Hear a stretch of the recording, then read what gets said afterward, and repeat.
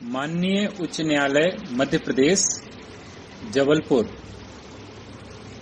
की contempt petition civil 538 वर्ष 2021 Shivendra Singh Parihar and others बनाम वंदना वैद्य सेक्रेटरी एंड अदर्स जबलपुर दिनांक 1 सितंबर 2021 जो कि वीडियो कॉन्फ्रेंसिंग के द्वारा सुनवाई हुई थी। इसमें Shri SK. Rungta learned senior advocate, जिनको श्री के.वी.एस. सुनील राव लर्नेड काउंसिल वकील साहब ने याचिकाकर्ता की ओर से असिस्ट किया था। श्री पराग तिवारी जी लर्नेड काउंसिल थे रिस्पोंडेंट नंबर 1 के।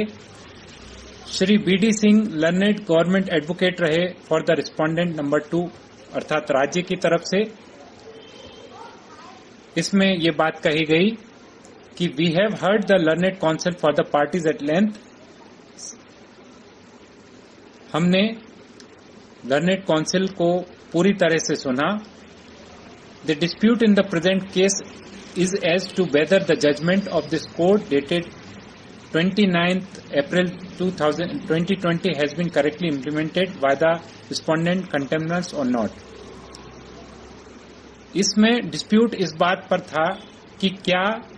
29 अप्रैल 2020 को जो कोर्ट के द्वारा जजमेंट पारित हुआ था वह सही से क्रियान्वित हुआ है या नहीं। It is not in dispute that as per the Rights of Persons with Disabilities Rules 2017, hereinafter referred to as the Rules of 2017, the physically handicapped candidates are entitled to reservation to the extent of 6%. ये dispute में नहीं है बात कि जो दिव्यांग अधिकार अधिनियम 2017 के जो नियम हैं उसके अंतर्गत फिजिकली हैंडिकैप्ड अर्थात दिव्यांग जनों को 6% का आरक्षण है। इस पर किसी तरह का विवाद नहीं है। An advertisement was originally issued by the MP Public Service Commission on 12th December 2017 notifying 3462 vacancies of assistant professors in the higher education department in 39 different subjects. एक विज्ञापन मध्य प्रदेश लोक सेवा आयोग के द्वारा दिनांक 12 दिसंबर 2017 को निकला था, जिसमें 3462 पद सहायक प्राध्यापक के उच्च शिक्षा विभाग में 39 विभिन्न विषयों के लिए निकले थे। A total of 384 post were reserved therein for physically handicapped category. करीब 384 पद दिव्यांग जनों के लिए आरक्षित किए गए थे। The computation of 384 posts was made on the basis of total cadre strength of 8032. जो 384 पद का जो कंप्यूटेशन किया गया था, जो टोटल कैडर स्ट्रेंथ था अर्थात 8032 का जो टोटल कैडर स्ट्रेंथ है उसमें से 384 पदों का सृजन हुआ था। As against the total cadre strength, the working strength of the assistant professors in higher education department was 4,503. The Public Service Commission, however, advertised only 3,462 vacancies as against 3,529 vacancies. जो total cadre strength के against में जो पद थे वो 4503 थे। Public service commission अर्थात लोक सेवा आयोग के द्वारा मात्र 3462 पद विज्ञापित किए, जिसमें से जबकि 3529 के अगेंस्ट में several writ petitions were filed challenging the computation of reservation of physically handicapped category, leading one being writ petition number 20649/2018 Ghanshyam Chouksey versus state of Madhya Pradesh. कई रिट याचिकाएं इस संबंध में जो दिव्यांग जन का आरक्षण है उसको गणना करके लागू करने के लिए लगी थी, जिसमें एक याचिका थी 20/649/2018 घनश्याम चौक से बना मध्य प्रदेश शासन। When the matter was taken up for arguments before the court on 17 June 2019, following order was passed. जब ये मैटर तर्कों के लिए न्यायालय के समक्ष 17 जून 2019 को रखा गया तो ये ऑर्डर पास किया गया। These bunch of petitions involve a common question of law and raise a common issue. Therefore, they are heard and disposed of concomitantly. In these bunch of the petitions, the petitioners have assailed the select list issued by the respondents in respect of appointment of assistant professor in various subjects. ये जो petitions का पूरा bunch है, मतलब बहुत सारी petitions है, उनका एक bunch है, उनमें एक ही बात आ रही है कानून की, क्वेश्चन ऑफ लॉ, और एक कॉमन इशू एक ही जैसा उसमें निकलकर सामने आ रहा है, और इन सबको एक साथ सुनना और उस पर निर्णय लेना आवश्यक है। और जो सिलेक्ट लिस्ट है रिस्पोंडेंट के द्वारा असिस्टेंट प्रोफेसर्स की नियुक्ति में विभिन्न विषयों को लेकर, उससे भी संबंधित इस बात को समझा जाए। The common ground of challenge in all these petitions is that the respondent authorities have made reservation for the handicapped categories in excess of the statutory prescribed limit. जो कॉमन ग्राउंड जो चैलेंज के लिए आया है कि जो respondent authorities हैं अर्थात राज्य है, उन्होंने दिव्यांग लोगों के लिए ज्यादा मतलब अपनी जो स्टैट्यूटरी प्रिस्क्राइब्ड लिमिट है उससे भी ज्यादा पद दिए हैं। It is stated that the authorities have ignored the provisions of Section 34 of the Right for the Persons Disability Act 2016, hereinafter referred to as the Act of 2016, and the Madhya Pradesh Rights of Persons with Disabilities Rules 2017, hereinafter referred to as the Rules of 2017, while making the reservations. ये बात यहाँ पर आती है कि जो अधिकारी हैं, जो अथॉरिटीज रहे हैं, उन्होंने दिव्यांग अधिकार अधिनियम की धारा 34 को इग्नोर किया है, उस पर ध्यान नहीं दिया है, और जो दिव्यांग अधिकार अधिनियम के अंतर्गत जो नियम बने हैं उनको भी एक तरह से इग्नोर किया गया है। The learned advocate general for the respondent state submits that the authorities on examining the issues have found certain anomalies in the reservations made in respect of the handicapped categories. जो हमारे माननीय अधिवक्ता advocate general हैं, उन्होंने इस बात को submit किया कि जो अथॉरिटीज हैं उन्होंने जब परीक्षण कर रहे थे that the authorities on examining the issues have found certain anomalies, अर्थात जो दिव्यांगों का आरक्षण का जब परीक्षण किया गया तो कुछ इसमें गलतियां त्रुटियां निकलकर सामने आई हैं। He submits that the authority concerned would re-examine the entire issue and selection process in terms of the provisions of Section 34 of the Act of 2016 and the rules of 2017, make necessary changes, and thereafter republish the final select list within 15 days. उन्होंने यह भी कहा कि जो संबंधित authority है वो फिर से इसका परीक्षण करेगी, पूरे इश्यू का परीक्षण करेगी, पूरी चयन प्रक्रिया का करेगी, और धारा 34 दिव्यांग अधिकार अधिनियम और जो रूल्स हैं 2017 के उसके आधार पर जो आवश्यक परिवर्तन है वो करेगी, और फिर जो अंतिम चयन सूची है उसको 15 दिन के अंदर प्रकाशित करेगी. He submits that the impunged select list may be treated as non-east, as the authorities would re-examine the matter only to the extent of the reservations and appointments made against and in respect of the handicapped categories and issue a fresh select list. इन्होंने इस बात को submit किया कि जो select list है उसको हम फिर से री एग्जामिन करेंगे दिव्यांग जनों के रिजर्वेशन, उनके हितों को ध्यान में रखते हुए, और फिर से एक फ्रेश जो है नई एक चयन सूची हम जारी करेंगे। In view of the aforesaid statement made by the learned advocate general on instructions from the Commissioner Higher Education who is present in before this court, these petitions are disposed of. इन सारे बातों के संबंध में जो statements learned advocate general ने दिए हैं और जो कमिश्नर और जो उच्च शिक्षा विभाग के आयुक्त यहाँ पर मौजूद हैं कोर्ट में, ये याचिका को डिस्पोज किया जाए। इट appears that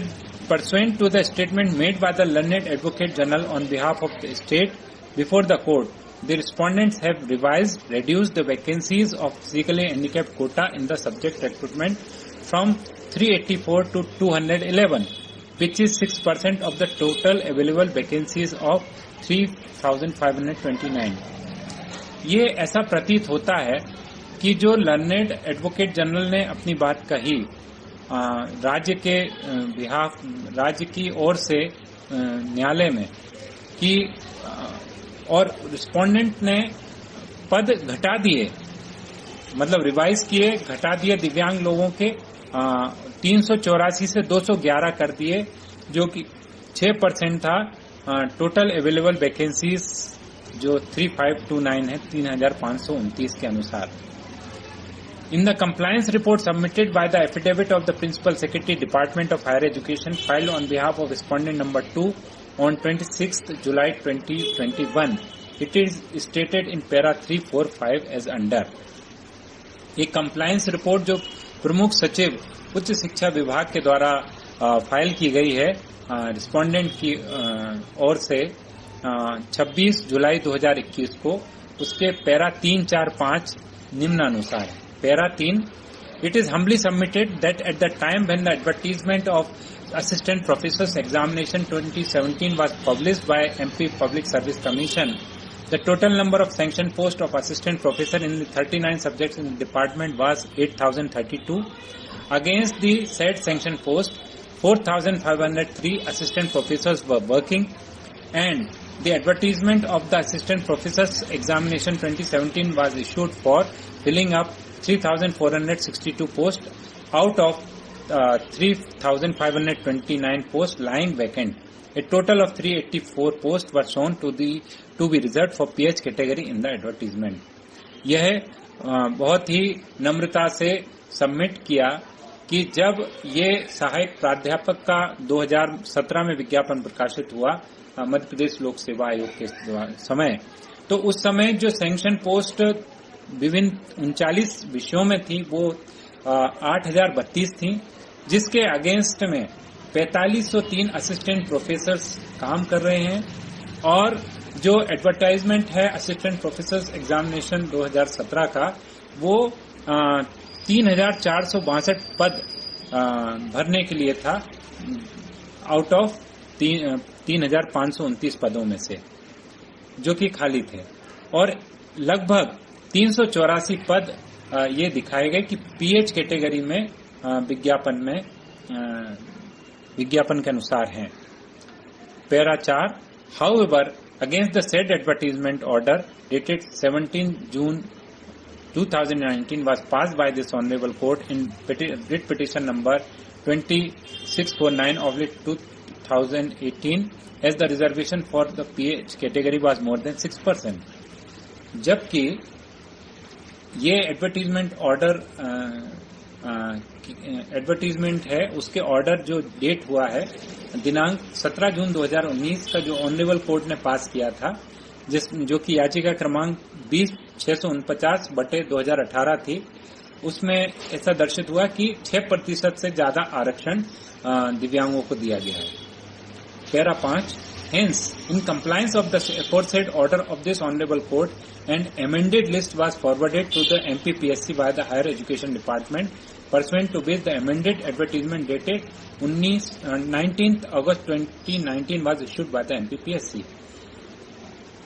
अर्थात पैरा 5 में ये बात आई कि जो ये ऑर्डर था इसके कंप्लायंस में एक अमेंडेड लिस्ट मध्य प्रदेश लोक सेवा आयोग को उच्च शिक्षा विभाग के द्वारा भेजी गई थी इसके कारण से 19 अगस्त 2019 को मध्य प्रदेश लोक सेवा आयोग के द्वारा संशोधित विज्ञापन निकाला गया था। What appears from the stand taken by the contemner respondent number 2 in their compliance report is that their action in reducing the quota in the vacancies advertised for PH category from 384 to 211 is purportedly based on the directions of this court. The revised advertisement was accordingly issued on 19th August 2019. इस stand से ये बात समझ में आती है respondent number 2 के द्वारा जो कंप्लायंस रिपोर्ट के संबंध में कि जो पदों को कम किया गया था वो मतलब न्यायालय के आदेशानुसार के निर्देश डायरेक्शंस के अनुसार ही हुआ था, जिसके कारण रिवाइज्ड एडवर्टाइजमेंट जो 19 अगस्त 2019 को निकला था। We have carefully gone through the order of this court dated 17 June 2019. There is no such direction issued by this court. हमने बहुत ध्यान से इस बात को देखा तो हमने पाया कि 17 जून 2019 को ऐसी कोई भी डायरेक्शन कोर्ट के द्वारा नहीं दी गई थी। On the contrary, a submission was made by the learned Advocate General that the authorities concerned would examine the entire issue and selection process in terms of Section 34 of the Act of 2016 and the rules of 2017 and make necessary changes and thereafter republish the final select list. जबकि एक submission जो विद्वान advocate general है, महाधिवक्ता हैं, उनके द्वारा ये बात सबमिट किया गया था कि जो अथॉरिटीज हैं वो जो संबंधित अधिकारी हैं वो सब इस पूरे इश्यू को फिर से परीक्षण करेंगे और पूरी चयन प्रक्रिया का ध्यान रखेंगे और जो धारा 34 है 2016 दिव्यांग अधिकार अधिनियम की और 2017 के जो नियम है उसके अनुसार जो भी आवश्यक परिवर्तन है वो करेंगे और फिर से वो फाइनल अंतिम चयन सूची पुनर्प्रकाशित करेंगे। It was submitted that the impunged selection list may be treated as non-est as the authorities would re-examine the matter only to the extent of reservation and appointment made and in respect of the PH category and issue a fresh select list. इस बात से ये बात समझ में आती है कि जो अथॉरिटीज हैं वो इसका परीक्षण करेंगे और परीक्षण दिव्यांग जन के आरक्षण और उनकी नियुक्ति के विषय वस्तु पे आके ये एक नई चयन सूची जारी करेंगे। When the PH quota for recruitment to the vacancies of assistant professors in higher education department was reduced from 384 to 211, the petitioner herein approached this court by filing WP writ petition number 19393/2019 and several other writ petitions were also filed. जब दिव्यांग लोगों का जो कोटा है सहायक प्राध्यापक पद के लिए उच्च शिक्षा विभाग का और इसमें 384 जो पद थे वो 211 कर दिए गए, तो याचिकाकर्ता माननीय न्यायालय में आए और रिट पिटीशन याचिका क्रमांक 19/393/2019 उन्होंने फाइल की और इसी तरह की बहुत सारी और भी याचिकाएं फाइल की गई। This court, after relying on the judgments of the Supreme Court in Union of India and another versus National Federation of the Blind and others, 2013, 10 SCC 772 and Government of India through Secretary and another versus Ravi Prakash Gupta and another 2010 7 SCC 626 while allowing the writ petitions issued the following directions. ये न्यायालय इस बात पर ध्यान देते हुए कि माननीय उच्चतम न्यायालय ने यूनियन ऑफ इंडिया बनाम यूनियन ऑफ इंडिया और एंड अनदर बनाम national federation of blind and others का 2013 और government of India through secretary Bharat शासन सचिव एंड अनदर बनाम रवि प्रकाश गुप्ता और अनदर 2010 7 SCC 626 में रिट पिटिशंस को अलाउ करते हुए निम्न निर्देश दिए थे। 29 उसका para 29, in view of the aforesaid enunciation of law, it is elucidated that the quota for the PH has to be computed on the basis of sanction strength and not on the vacancies notified alone. In other words, the PH quota shall be counted on the basis of the cadre already filled and the vacancies notified. कानून के निर्वचन में हम इस बात को ध्यान रखेंगे कि जो दिव्यांग जनों के लिए जो भी पद हैं वो जो स्वीकृत स्ट्रेंथ है, सैंक्शन स्ट्रेंथ है, उसके आधार पर कंप्यूट होंगे, ना कि जो पद नोटिफाई किए जा रहे हैं, अर्थात जो विज्ञापन निकाल रहे हैं वो नहीं, टोटल कितने स्वीकृत पद हैं उसके आधार पर। और ये जो पद हैं वो कैडर जो ऑलरेडी फिल्ड है और जो वैकेंसीज नोटिफाइड है उसको मिलाकर रहेगा। The computation of PH quota in the revised advertisement dated 19 August 2019 is thus erroneous. जो दिव्यांगजन का कोटे का जो रिवाइज्ड विज्ञापन 19 अगस्त 2019 का है वह गलत है, वह त्रुटिपूर्ण है। The respondents are directed to redraw the list of PH candidates after revising the quota by computing the post on the basis of total vacancies in the cadre strength of the cadre, and thereafter to proceed for appointment in accordance with the law expeditiously, preferably within a period of 1 month from the date of receipt of the copy of the order passed today. बहुत ही स्पष्ट माननीय उच्च न्यायालय ने ये बात कही कि जो रिस्पोंडेंट्स हैं अर्थात राज्य लोक सेवा आयोग दोनों को ये बात कही है कि वो दिव्यांग जनों के पदों को जो टोटल वैकेंसीज हैं कैडर स्ट्रेंथ में, अर्थात जो टोटल पदों का सृजन किया गया है उसके अनुसार दिव्यांगों के जो आरक्षण है उस पर उसको रिवाइज करेंगे, कोटा को रिवाइज करेंगे और उनकी नियुक्ति के लिए आगे बढ़ेंगे और बिना किसी देर किए हुए जल्द से जल्द, और वह भी 1 माह के अंदर ये पूरी प्रक्रिया करना है। जैसे ही इस ऑर्डर की कॉपी रिस्पोंडेंट्स को मिलती है अर्थात राज्य को मिलती है, उन्हें तत्काल 1 महीने के अंदर ये पूरा काम करना है। Even though the learned government advocate has taken the court through para 23rd and 27th of the judgment to canvass that the computation of the vacancies for the PH category has to be made on the available vacancies and not on the total cadre strength, but having examined the matter threadbare, we are unable to agree. ये बात शासकीय अधिवक्ता के द्वारा कही गई। Para 23 और 27 जो जजमेंट का है उसके अंतर्गत कि जो दिव्यांगजनों के लिए पदों का सृजन किया जाए वो वर्तमान में रिक्त पदों के आधार पर किया जाए और टोटल कैडर स्ट्रेंथ मतलब टोटल जो पद हैं उसके आधार पर ना हो, बट पूरी चीज पूरे विषय वस्तु पर ध्यान जाते हुए ये बात से हम असहमत हैं। माननीय उच्च न्यायालय ने बिल्कुल स्पष्ट असहमति दी है। It is quite clear from the first sentence of the aforesaid quoted operative para of the judgment passed by this court that the quota for physically handicapped has to be computed on the basis of sanction strength and not on the basis of the notified alone. ये बिल्कुल स्पष्ट है माननीय उच्च न्यायालय के द्वारा कि जो पैरा है, जो कोटेड ऑपरेटिव पैरा है जजमेंट का, उसमें बिल्कुल स्पष्ट है कि दिव्यांग जनों का पदों का जो गणना है वो टोटल स्वीकृत स्ट्रेंथ के आधार पर होगा, ना कि विज्ञापित वैकेंसीज के आधार पर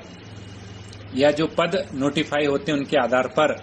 Thereafter, it is reinforced in the very next sentence that the PH quota should be counted on the basis of the post of the cadre already filled and the vacancies notified. ये फिर से ये बात को दोहराया जा रहा है अगले वाक्य में दैट कि दिव्यांगजन का जो कोटा है वो कैडर जो ऑलरेडी फिल्ड है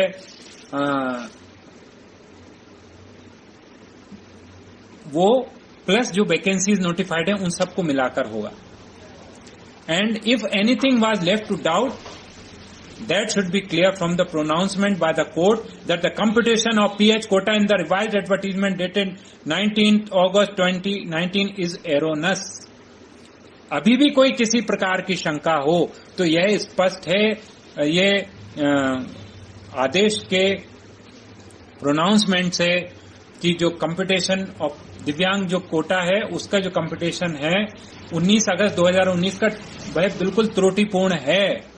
In view of the above, we grant one more and final opportunity to the respondents to make true and faithful compliance of the judgment of this court in regard to the computation of the vacancies of the physically handicapped category for recruitment in question. इन सभी बातों के ऊपर हम एक आखिरी मौका respondent अर्थात राज्य में लोक सेवा आयोग भी आया और उच्च शिक्षा विभाग भी है, उनको ये अंतिम अवसर दिया जा रहा है कि वह सत्य और पूरा फेथफुली इस चीज का वफादारी के साथ कंप्लायंस करें कोर्ट के जजमेंट का. दिव्यांग जनों के लिए जो वैकेंसीज हैं उसके